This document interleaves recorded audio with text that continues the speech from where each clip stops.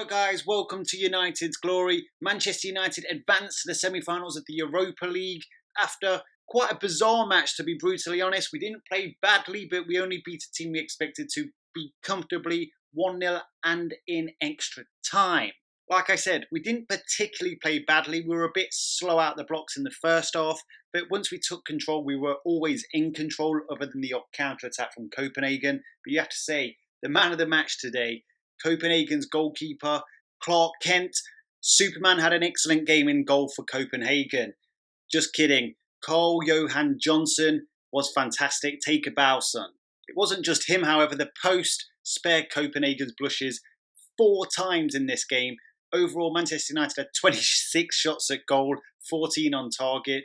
But Copenhagen weren't bad either. They were very resilient. You could tell they were playing with passion and they wanted it. They were very sturdy in defence. And it looked at times like we wouldn't find a way through. In the first half, we started quite positive, but a little bit too relaxed. It almost felt like the players were a little on holiday. But as soon as we kind of got into the game, like I said, we took control, got control of the ball, and we were just looking like we were going to score. We didn't actually score till extra time, but, if any team looked like it was going to score, it looked like United. Coming into the second half, we injected a bit more pace, and that's when we started to create far more chances. It seemed that we were going to score at any moment. Copenhagen did create a chance out of a bit of brilliance from one of their players, but ultimately we got away with it, but we were still the better team. Ole Gunnar Solskjaer did make a couple of negative substitutes, in my opinion. Not that there was a major drop-off, so it didn't affect us that much, but bringing Matic on and Lindelof on for 2 players who were arguably our best players up to that point. 2 of the surprise inclusions, actually, Eric Bailly and Fred. Now, hold on. Not that they were man of the match or anything, but ultimately, before they went off, the likes of Martial and Bruno were only really starting to get into the game and starting to have an impact on the game. Up until then, they were our 2 solid and consistent players. It may have been down to tiredness. Both of them haven't played a huge amount of games, and there wasn't a massive drop-off, like I said. Anyway, it was mostly about a final ball tonight. Some of our final ball was just a little bit off the mark. And, we were getting caught here and there. But you could tell that Copenhagen really wanted this. You have to give credit where it's due. And Copenhagen put up a good fight tonight. Especially in that first half, you really felt like Copenhagen were going at 100% of their power, whereas Manchester United were playing more at like 60% in third gear. As soon as we went up a gear, we completely took control of that match. Do we need to be better in the semi-finals? Of course.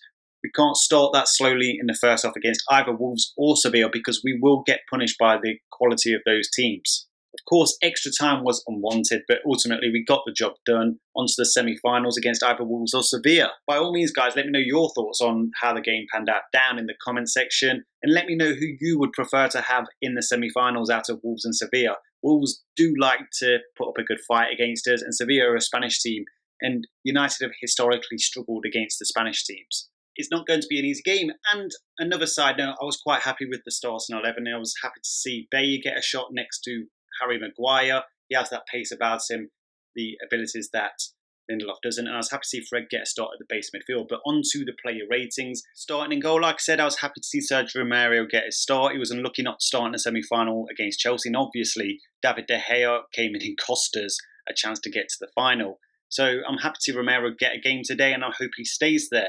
Had nothing to do, though. Had absolutely nothing to do. Got the ball to his feet a few times, and his distribution was good. So I'll give him a 7 out of 10. Brandon Williams at left back. He's losing some of his fearlessness for me, and he's not really taking the chances he took when he first broke into the team. That's a worry. He was solid defensively today, but going forward, it's quite obvious that he's right-footed, and he's going to struggle. He needs to play on his left foot more. He didn't do a bad job tonight, but ultimately, if we're really going to go from stride to stride, and I know he isn't the first choice left back, that's Luke Shaw, but this applies to Luke Shaw as well. We're going to go from stride to stride and start challenging for a title. We need our fullbacks to contribute to our attack, and Brandon Williams and Aaron Wan-Bissaka didn't particularly do that tonight. Brandon Williams needs to start getting to that byline more and at least showing us that he has that final ball, because he's got to fight uphill if he wants to displace Luke Shaw from that position. And even Luke Shaw, whilst he isn't a problem position at the moment, I'm not sure he is the long-term answer. Anyway, 6 out of 10 for Brandon Williams. On to Wan-Bissaka, off the pace most of the night, but once again, solid defensively. He's a very hard man to beat one-on-one, but what he really needs to improve is in the offensive areas. He can beat a man. He really can beat a man. he does the overlapping runs from time to time. And maybe having a wider player like Jadon Sancho will help him with that, because Greenwood likes to cut inside and play a bit more narrow, whereas Sancho would offer that width. Of course, if we get Sancho. But Wan-Bissaka really needs to improve his final ball, because like I said, we need our fullbacks to contribute to the attack more, because obviously teams are going to look to crowd out the likes of Bruno Fernandes and Anthony Martial and Paul Pogba. So if those fullbacks can get involved and start contributing some assists, etc., then, we'll be a really dangerous team. But a 6 out of 10 for Wan-Bissaka for me tonight. Eric Bailly played really well. I thought he was one of our best players before being taken off, and he got a really unjust yellow card and he got subbed off. I'm a bit unsure why he got subbed off in particular, and I was a bit bemused by that decision. But, a good performance. 7 out of 10 for Eric Bailly for me. On form, he's probably our best defender. Obviously, he just cannot stay on form and he cannot stay fit. That's Bailly's problem. 7 out of 10. Harry Maguire was comfortable, made some good passes. He was dominant in the air. Didn't get tested particularly too much. Over the span of the whole game, I'll also give him a 7 out of 10. On to Fred. Made a very sloppy pass in the first half, which could have cost us a goal. But other than that, a really good performance. Quick 1-2 touch passing, which is what I like from my midfield. Some really good cutting through balls, either lofted or on the ground, which could have set up chances. A lot of tenacious interceptions. I really like Fred as a player. Is he the answer in the base of that midfield long term? I'm not sure. He needs to have a consistent run there to really prove that. And will he get that? I'm not sure he will get that. But the only reason I can believe he got taken off was because of tiredness, possibly because he hasn't played that much. But I thought it was unfair that he got took off, like it was unfair that he got dropped in the first place for Matic. Now, don't get me wrong, Matic came in and played well for a while, but his performances started to drop off after 3 or 4 games. And I'm happy to see Fred getting a shot again. But I feel like he's going to get dropped again for the Sevilla game if we get Sevilla. And I think that will be a mistake. I will play Fred against Sevilla, but if we get Inter Milan in the final, I will play Matic against Inter Milan, just because of the pace and the rhythms of those games. But a 7 out of 10 for Fred. If Fred and Bailly had stayed on the pitch, I imagine they both would have got 8s if they'd have stayed on the pitch. But they kind of came off just as we were really getting into 4th gear. On to Paul Pogba.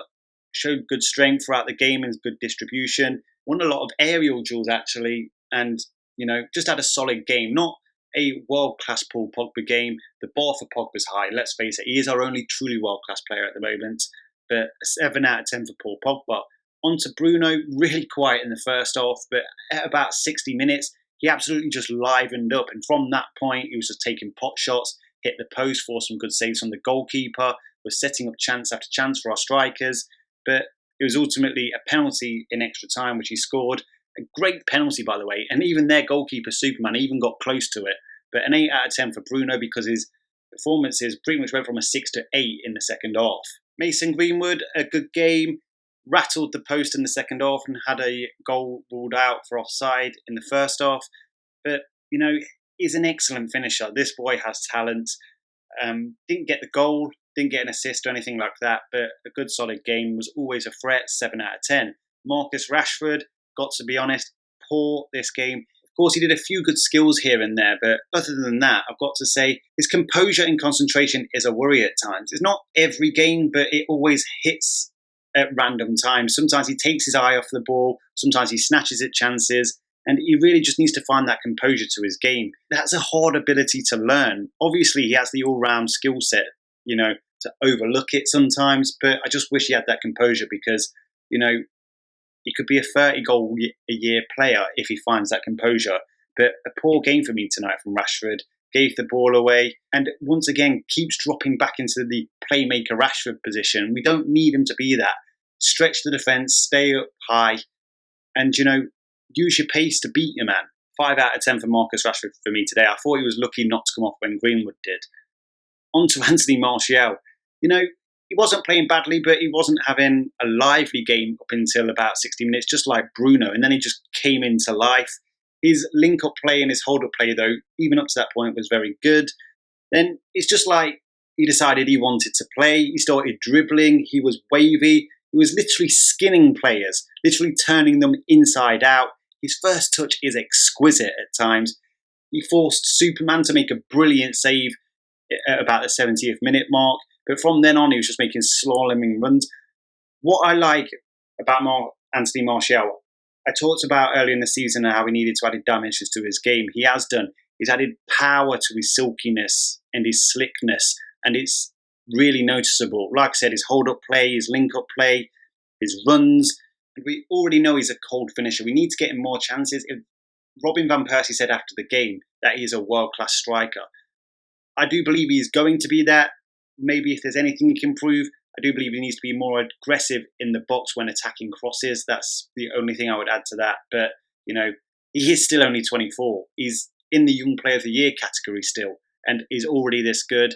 Fantastic performance from Anthony Martial today. 8 out of 10 and man of the match. Of course, if you take Copenhagen's goalkeeper out of the equation. Onto the subs, Nemanja Matic came on a little less tenacious than Fred and obviously takes a few more touches, but he made a few good runs here and there. And like I said, no real drop-off when he came on, so 6 out of 10 for Matic. Same for Lindelof, really, unlucky to hit the post as well. 6 out of 10 for Lindelof.